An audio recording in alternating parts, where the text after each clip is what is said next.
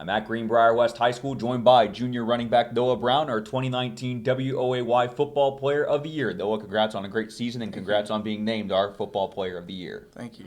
Let's go back to the start of the season. It was a lot of anticipation, notably because you had a new head coach. David Witt had been in charge for 2 years, and then he had resigned, and now Toby Harris coming back to a place where he started his coaching career. So how was that just getting to know Coach Harris as the new leader of Cavalier football? It was a great experience. I mean, he's such a good guy, good coach. I loved it. He didn't pressure anything. He just opened up everything, and I think everybody just got used to it, and we all enjoyed it. I enjoyed having him. I mean, I loved Coach Witt.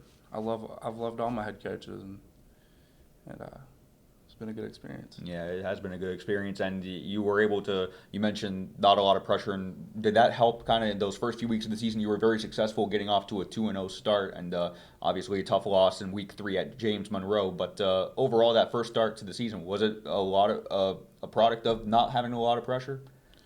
We were still getting used to the offense in Week 3, so Week 1 and 2 we just played really hard. We played really hard against James Monroe. It's just we were trying new stuff, and people weren't getting lined up right, and I mean, it happens putting in a brand new offense. I think we did really successful with it, even though we only been doing it for a couple weeks, and he really made us work, and I mean, it was really good.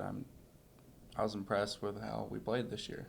Yeah, and you were very much able to put that loss at James Monroe behind you. How important was that to not let it be? Because a lot of teams are in a situation where you can get going on a good streak until you get that first loss, and then it's tough to get back on track. But it seemed very easy for you guys to get back on track. What was the main message that allowed you to get back on track after the loss? Well, I think every year, since I've been here, we've been 2-8, and we went 2 wins, and then we lost in our third game, and no one wanted to have a losing record, so we just kept pushing, working harder, and we just wanted to push on. We just put it behind us and kept doing our thing. We kept getting wins and wins, and just didn't worry about it. Yeah, and momentum was able to continue throughout the regular season. Notably, the middle of the season, you had a home game against Pocahontas County. I remember the Warriors took the lead in that game early, but you were not only able to respond, you were able to win convincingly, and you had a great game individually, rushing for several touchdowns and setting a personal high. How was that in terms of just, did you ever feel in the zone or any point, or just how would you describe how that game went? I just remember when we went down, we were in the huddle when we got the ball back, and everybody was like, don't drop your heads, let's just keep going. And I feel like not only me got in the zone, but everybody did. We all just came together. The blocking was tremendous. I mean, if I didn't have blocks, it wouldn't have happened. And I think we just put a mindset that we were going to win, and we pulled the win out. And they got the win against Pocahontas County. They would continue their winning streak throughout the regular season, all the way to earning the 4 seed in Class Single A. How important was that to get a first-round home game in the playoffs against Tigers Valley on a Saturday afternoon and be able to win that game the way you did win that game against Tigers Valley? I thought it was really important. I mean, we came out with great energy. I mean, I loved being at home. We really wanted to be at home, so we just kept pushing and pushing until we got in the 4th seed. We were lucky to, and I think we came out and both our games, we played as best as we could. I mean, even though we lost our second one, I felt like we played.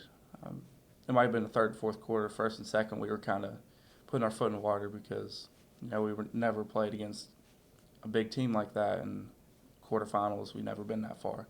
But I think overall, as a team, we played really well for playing in that pressure. Yeah, and Williamstown did present a stiff challenge. The Yellow Jackets did jump out to that big lead at halftime, but a lot of situations, a team that's down multiple scores at halftime may be tempted to just, try to save themselves from being embarrassed, but you were able to get back into the game. It was a close game right up until the final minutes. What does that say about how this team was able to respond to adversity, especially since it hadn't necessarily faced a lot of adversity against other opponents? I mean, we just don't quit. We're going to keep coming until the fourth quarter, and there's 0 seconds left on the clock. We're never going to stop. We're just going to keep coming, even if it's 60-0. We're going to get some points on the board. And that was the end of a great season, though, a 10-win season. And you being only a junior, how much motivation does this give you to want to continue this momentum in your senior year? Because you've now seen, the not great parts. Your freshman and sophomore year, where you were saying they were struggling for wins, to now this year you were 4 seed and quarterfinalists.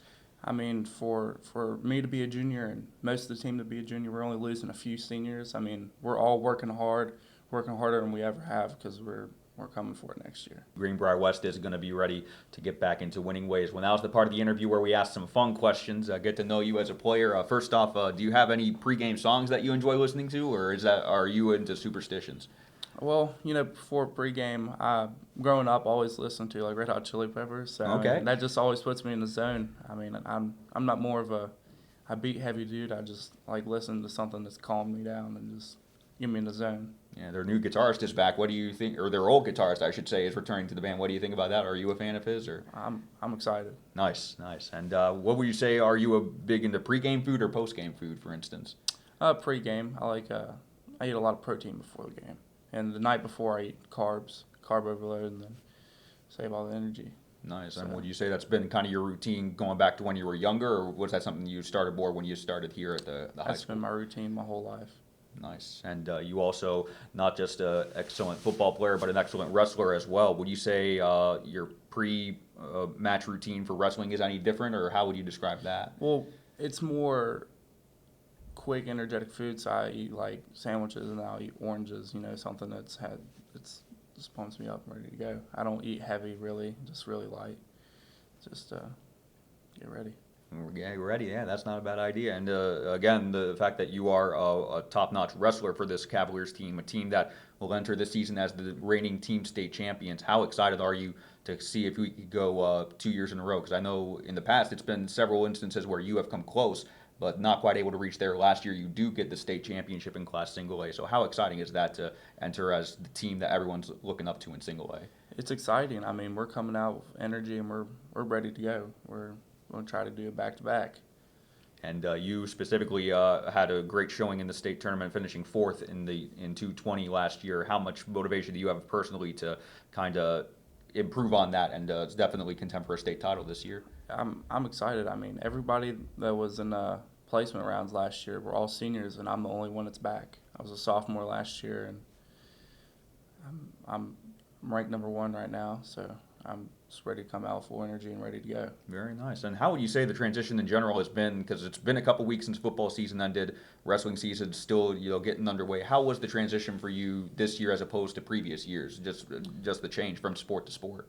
Well, I feel like this year we were very well conditioned, and transferring over was really nothing to worry about. I was already in good condition, and I didn't have a problem transferring over.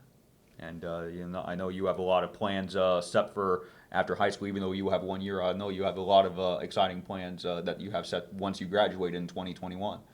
Yeah, I plan to go to WU. I would like to play for WU, but if that doesn't happen, that's all right. I still want to go there, get my 4-year degree in biology, and then go into dental school, and maybe into residency and go into oral surgery. Very nice. That's a lot. I know Greenbrier West. You were saying your family you have a family history of dentists in the family. Of course, Dustin Yoakum, a Cavalier alum from several years ago, he's currently in the process of getting ready to enter dentistry school. But we certainly wish you the best of all those endeavors, and we certainly wish you the best of luck this wrestling season.